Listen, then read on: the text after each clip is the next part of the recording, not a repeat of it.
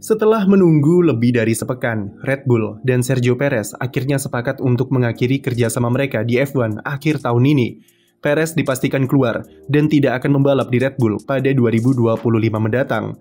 Keputusan untuk mengakhiri kontrak Checo lebih awal ini tentu menjadi konklusi dari semua gosip yang muncul sejak pertengahan musim ini soal masa depannya. Performanya yang inkonsisten dan tidak kunjung membaik jadi faktor utama kenapa Red Bull sudah tidak tahan lagi dengan Perez. Karena itu jadi alasan terkuat kenapa tim berlogo banteng ini kehilangan gelar konstruktor. Cuma mencetak 9 poin dalam 7 balapan terakhir dan terpaut lebih dari 250 poin dari Max Verstappen merupakan titik nadir dari karir Checo di Red Bull yang memaksanya untuk menyadari realita jika performanya sudah tidak pantas untuk dipertahankan. Perez dipaksa untuk sadar diri jika penampilannya jauh di bawah standar dan memilih keputusan untuk masa depannya sendiri, yaitu mundur atau dipecat. Checo memilih jalan kedua untuk tetap resisten sampai detik terakhir, yang sayangnya dia tidak mendapatkan perpisahan yang proper sebagai pembalap dengan kontribusi besar di Red Bull dan harus bergelut di meja negosiasi. Nasib Perez sudah ditentukan semenjak rapat para direksi Red Bull 1 hari setelah GP Abu Dhabi. Keputusannya sudah jelas sejak itu, yaitu Sergio Perez harus diganti untuk 2025.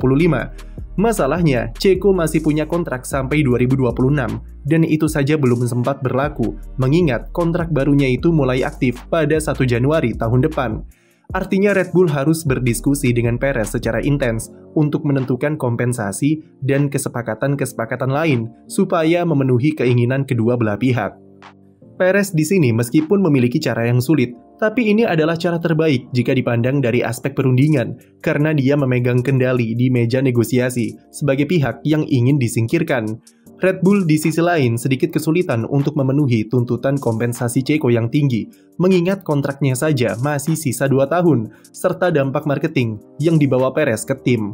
Alhasil negosiasi berjalan cukup lama dan lumayan alot, sampai akhirnya kedua belah pihak menemukan titik tengah untuk sepakat mengakhiri kerjasama.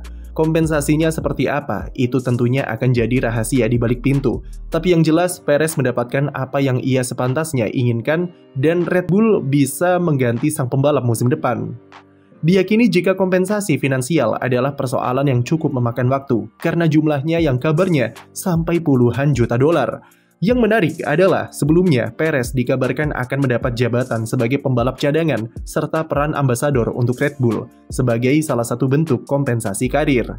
Tapi ternyata dikonfirmasi jika Perez tidak mendapatkan itu dan dipastikan 2025 nanti dia tidak ada di lingkungan Red Bull alias menganggur.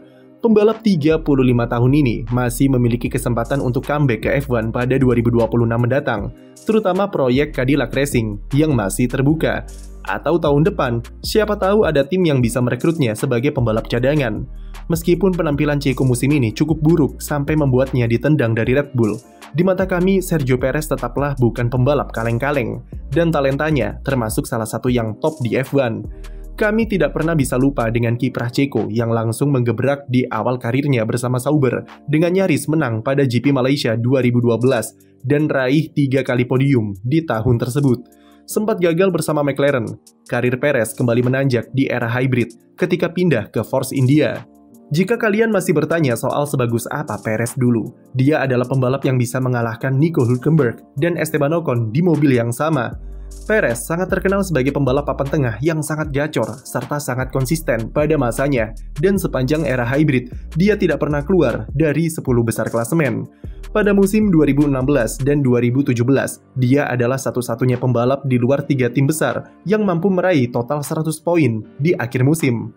Performanya pada musim 2020 dengan kemenangan heroik di GP Sakir membuatnya sebagai pembalap yang sangat pantas untuk direkrut oleh Red Bull sebagai rekan setim Max Verstappen.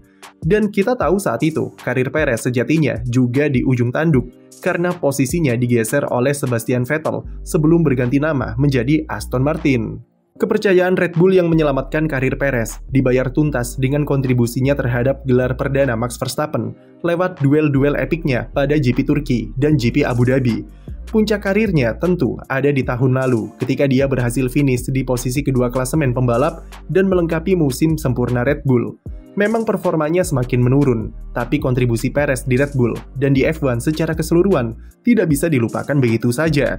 Perannya sebagai pembalap kedua dan support role bagi Verstappen sampai sekarang adalah yang terbaik, yang mungkin akan membuat Red Bull kesulitan mencari pembalap seperti dirinya setelah ini. Dengan CV karir seperti ini, seharusnya Checo bisa kembali ke grid untuk 2026 nanti, dan mungkin saja mengembalikan tajinya sebagai pembalap fighter di papan tengah. Sekarang siapa yang akan menggantikan Perez di Red Bull? Kandidatnya masih sama, yaitu antara Liam Lawson atau Yuki Tsunoda. Gosip-gosip yang tersebar di media juga masih sama, yaitu condong kepada Liam Lawson, dan kami tidak akan kaget jika dialah yang dipilih. Faktor relasi Yuki Tsunoda dengan Honda merupakan salah satu penghalang terbesar, karena Red Bull memandang itu tidak cocok untuk rencana jangka panjang. Kerjasama Honda dengan Red Bull berakhir pada 2025 dan pabrikan Jepang itu akan memasok mesin ke Aston Martin, yang mana dikhawatirkan Tsunoda akan dicaplok untuk pindah ke sana. Meski Honda sudah berkomitmen tidak akan intervensi karir Tsunoda jika ia dipromosikan ke Red Bull, tapi faktor tersebut tidak bisa dihilangkan begitu saja. Selain itu, Liam Lawson dipandang sebagai pembalap yang sudah sangat familiar dengan lingkungan Red Bull seperti apa, karena dia sudah cukup sering tampil bersama tim utama. Lawson juga lebih banyak lakukan testing resmi ataupun privat bersama Red Bull ketimbang Yuki Tsunoda yang baru sekali di Abu Dhabi kemarin. Tapi masih ada kemungkinan plot twist mengingat penggantinya belum diumumkan. Tes perdana Tsunoda di Yas Marina kabarnya membuat Red Bull terkesan dengan input, feedback, serta pendekatannya di mobil yang sangat bagus. Input serta pendekatan itu merupakan atribut yang selama ini tersembunyi, dan mungkin Red Bull kaget jika Tsunoda ternyata sebagus itu dari aspek teknis.